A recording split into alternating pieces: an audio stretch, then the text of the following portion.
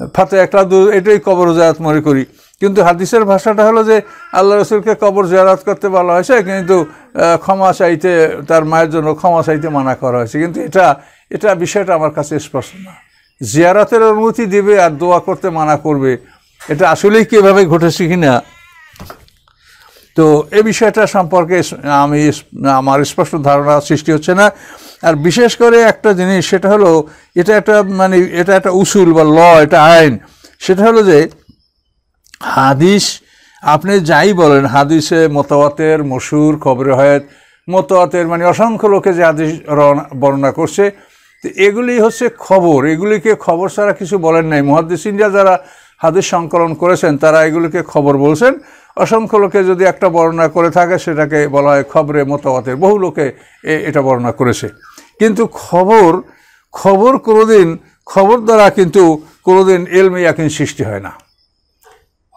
মানে বিশ্বাসের তিনটে স্তর, ইলমুল ইয়াকিন, আইনুল ইয়াকিন, হকুল ইয়াকিন।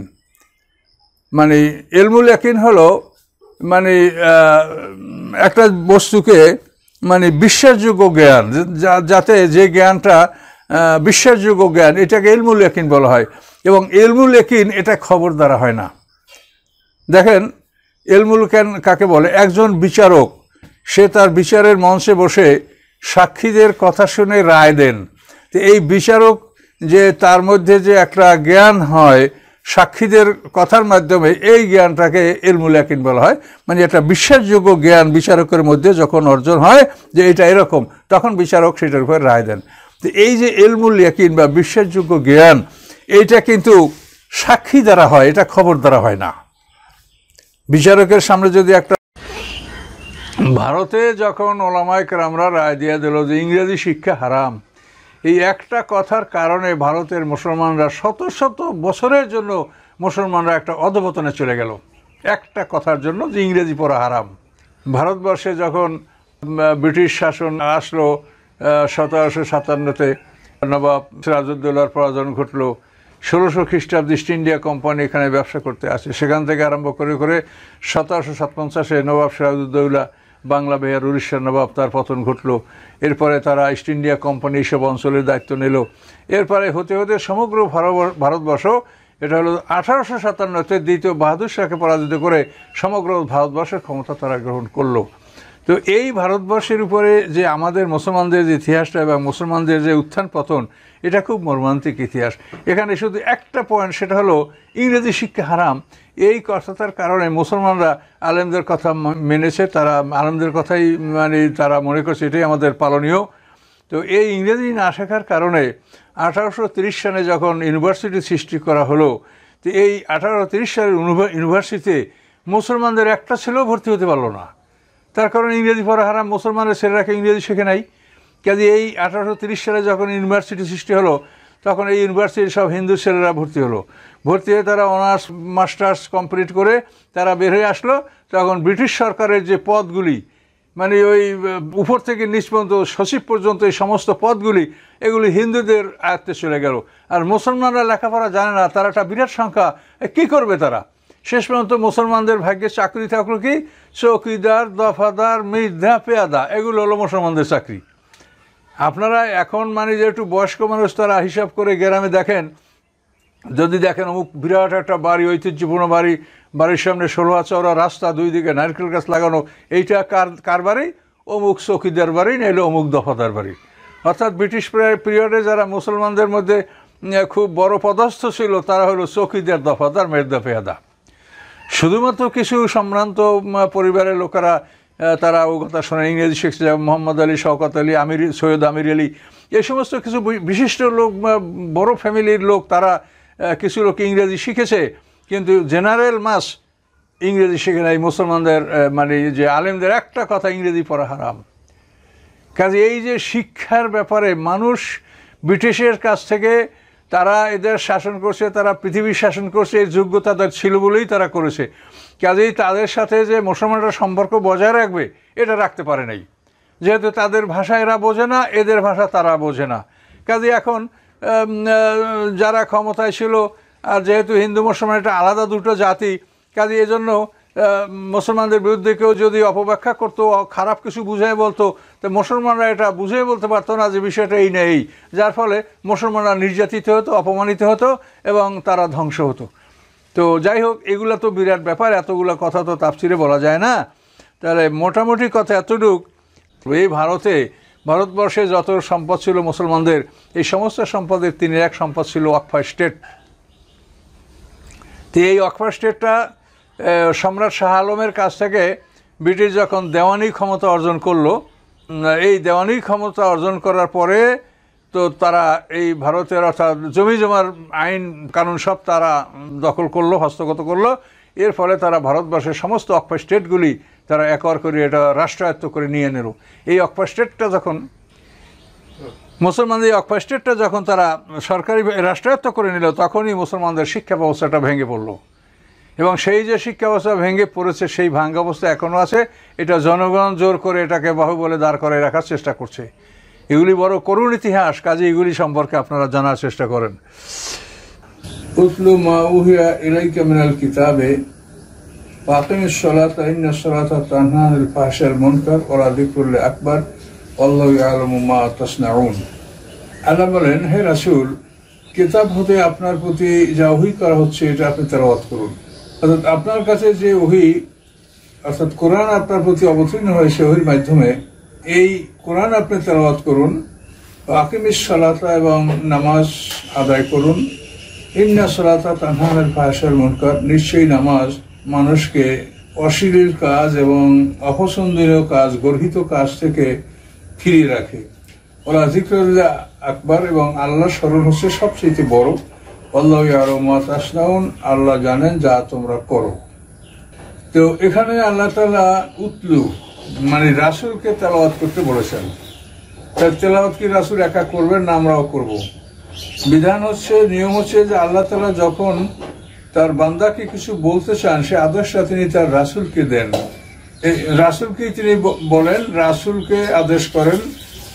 সাধারণ মানুষের সাথে তো আল্লাহ কথা বলেন না, এই জন্য তিনি যা বলার তা রাসূলকেই বলেন। এই জন্য রাসূলকে বলেছেন, অর্থ হলো যে রাসূল সহ পৃথিবীর সমস্ত বিশ্বাসীরা আল্লাহর কোরআন তেলাওয়াত করবে। উতলু, তেলাওয়াত শব্দ দ্বারা সাধারণত বোঝায় যে অর্থসহ কোরআন পাঠ করা, বুঝে পড়া এবং মানুষকে বুঝিয়ে দেওয়া এবং আমল করা।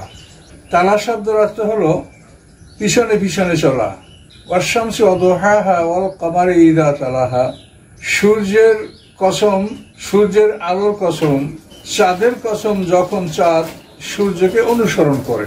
তালাহা মানে সূর্যের পিছে পিছে সে চলতে শুরু করে, মানে সূর্য ডুবে গেল, এখন আবার পিছন থেকে চাঁদ উঠে ওই সূর্যের পিছু পিছে সে চলতে শুরু করলো। তালা শব্দের অর্থ হলো অনুকরণ করা, পিছে পিছে চলা। তাহলে উতলু শব্দের অর্থ হচ্ছে অনুসরণ। তাই অনুসরণ করতে হলে, অনুকরণ করতে হলে সেখানে তার অর্থ জানা, তাফসীর জানা, ব্যাখ্যা জানা। এটা না জানলে অনুসরণ করা যায় না।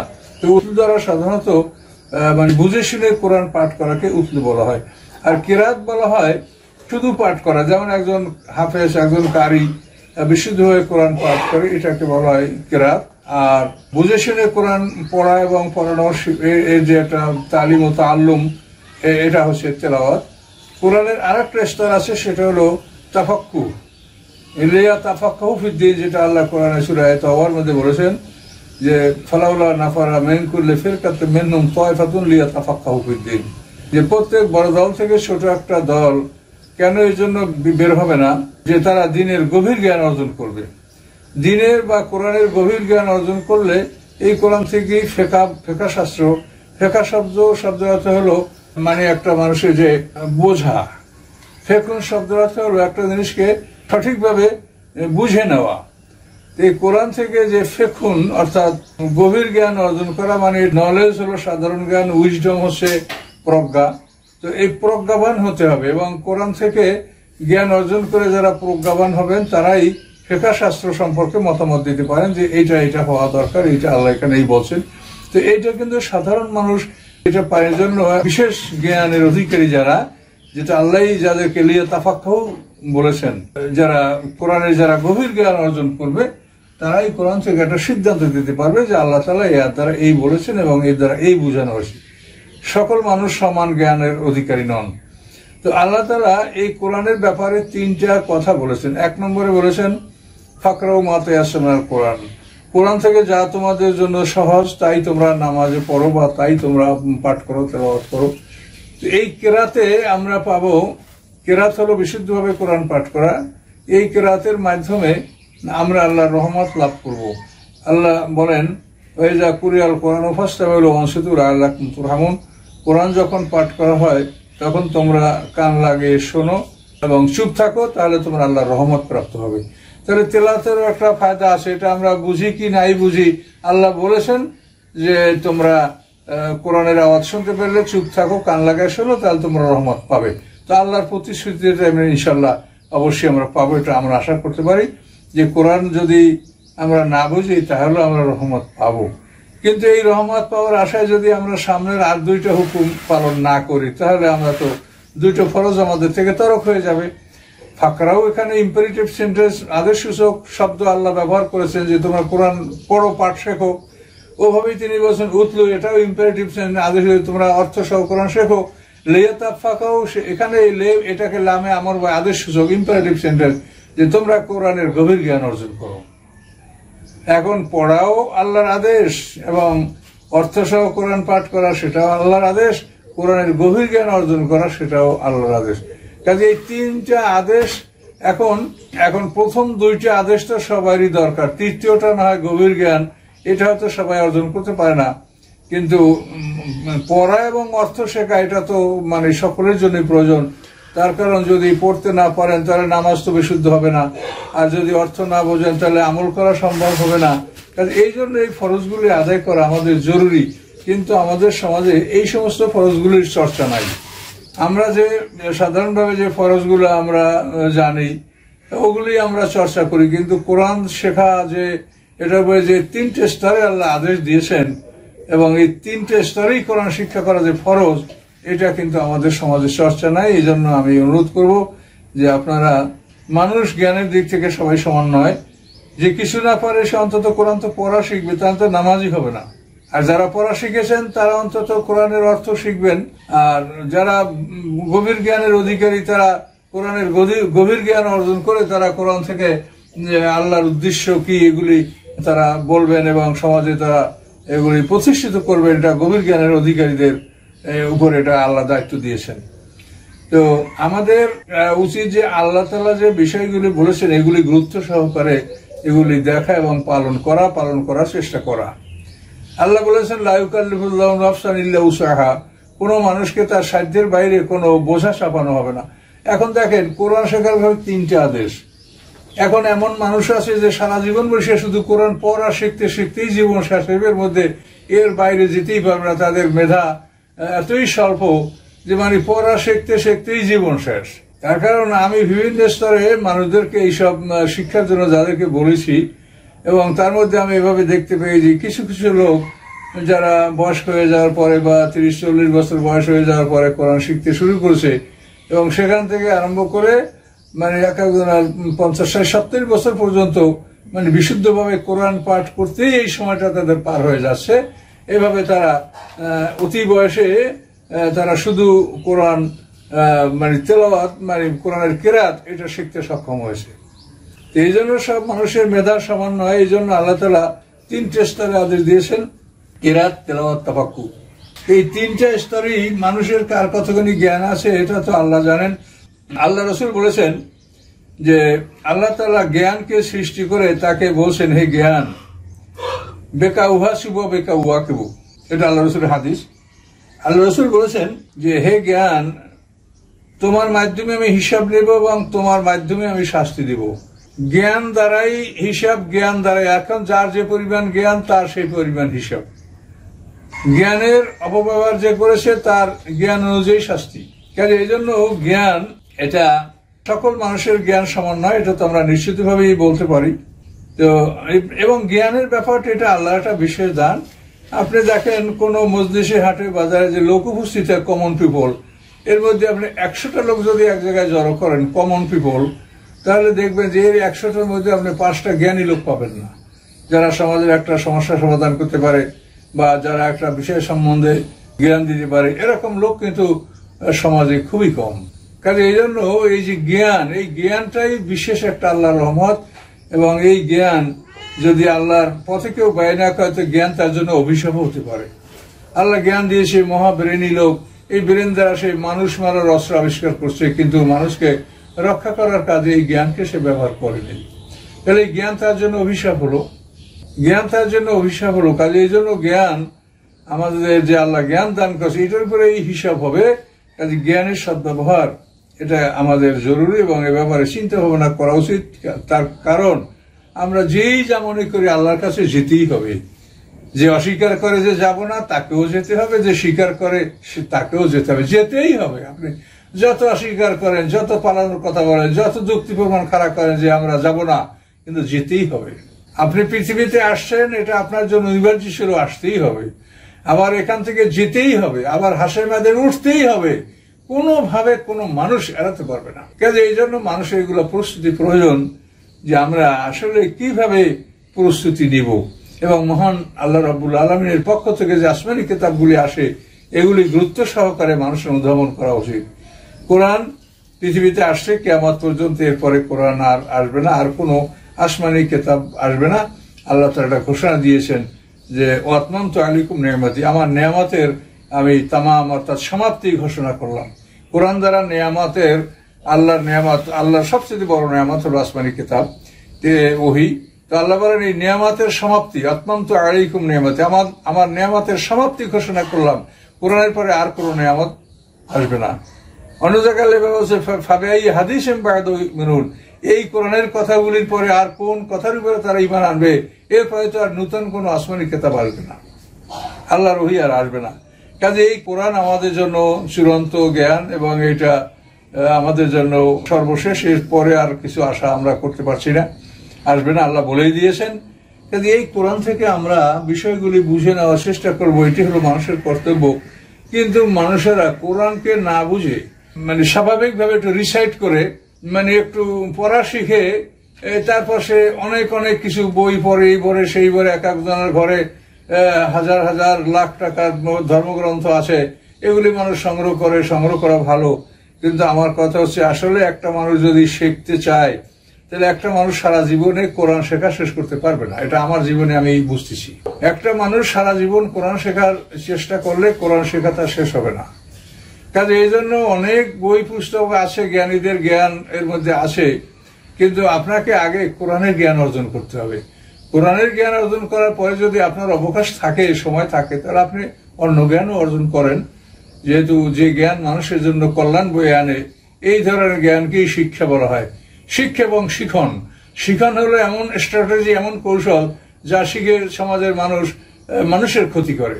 পকেট মার, এটা কি খুব সহজ বিদ্যা মনে করেন? এটা কত ভয়ঙ্কর বিদ্যা, যে মানুষের মধ্যে মানুষ বসে থাকে, তার মধ্যে আপনার পকেট কেটে টাকা নিয়ে গেল, আপনি বুঝতেই পারলেন না যে আপনার পকেটে টাকা কিভাবে নিয়ে গেল। এটাও শিখন, এটাও কিন্তু একটা স্ট্র্যাটেজি, একটা কৌশল।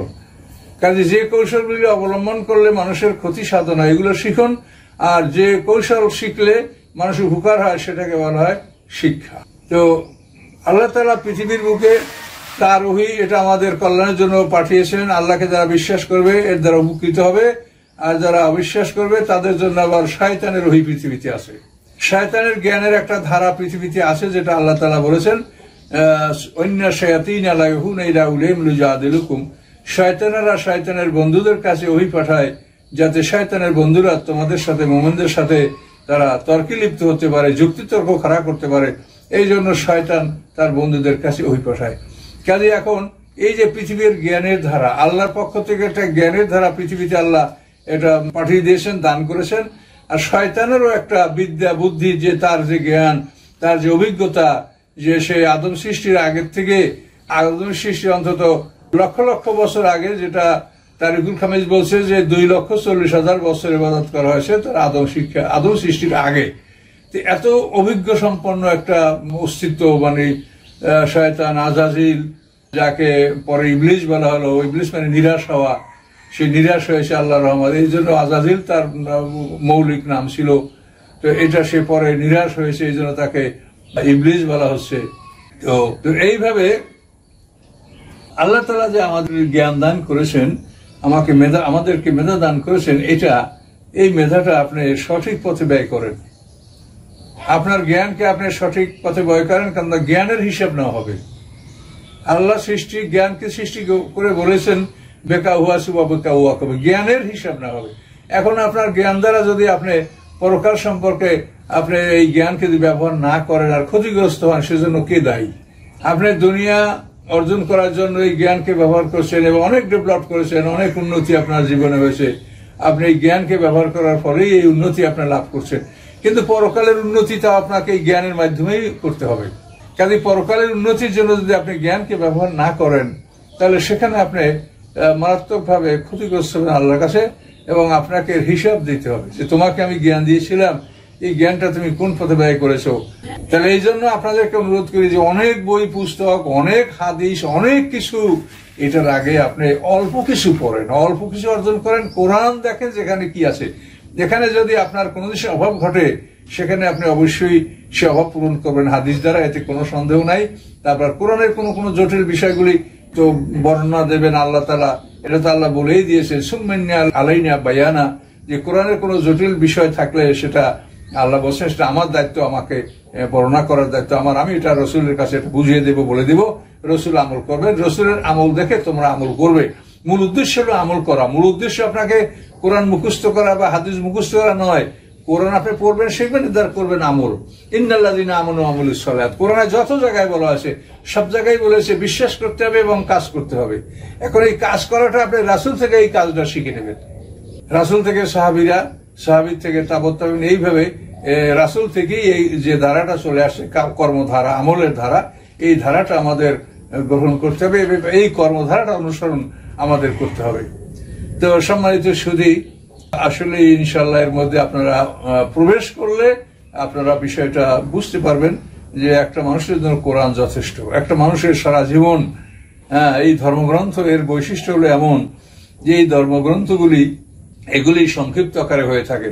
এই কোরআনে ৬,৭৬৬টা আয়াত, এটা একটা সংক্ষিপ্ত বিষয়, একটা জীবনের জন্য আয়ত্ত করা সম্ভব।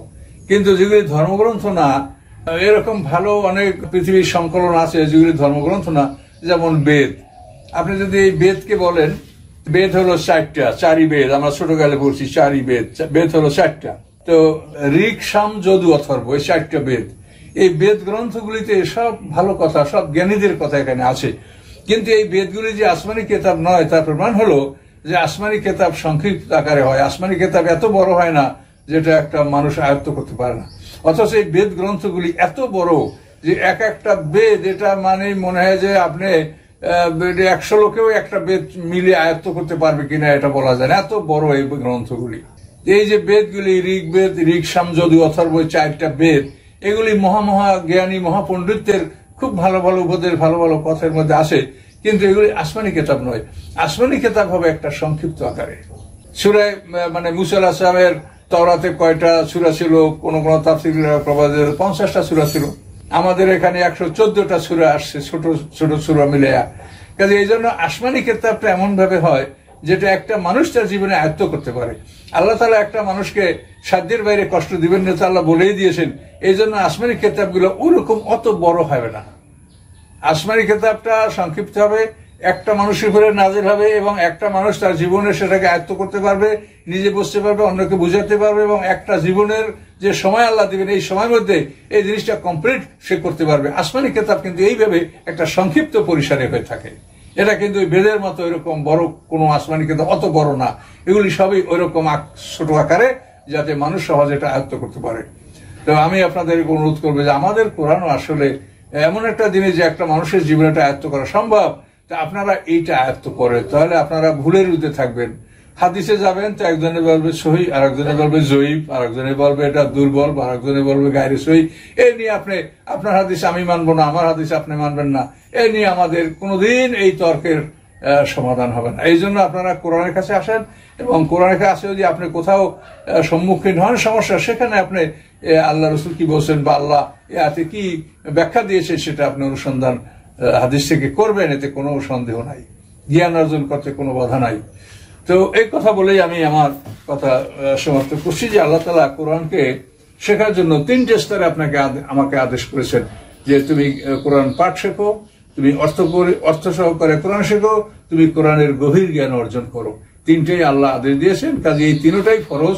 এই ফরজগুলি যেন আমরা আদায় করার চেষ্টা করি এবং যেন প্রথমে আল্লাহ তাআলার কাছ থেকে এই আদেশগুলি এগুলি আমরা আগে অন্তরে মেনে নেই, যেগুলো আল্লাহ ফরজ আমাদের জন্য করেছেন, এরপরে আমল করার চেষ্টা করি। কে কোন স্তরে যেতে পারবে সেটা তার জ্ঞানের উপর নির্ভর করে।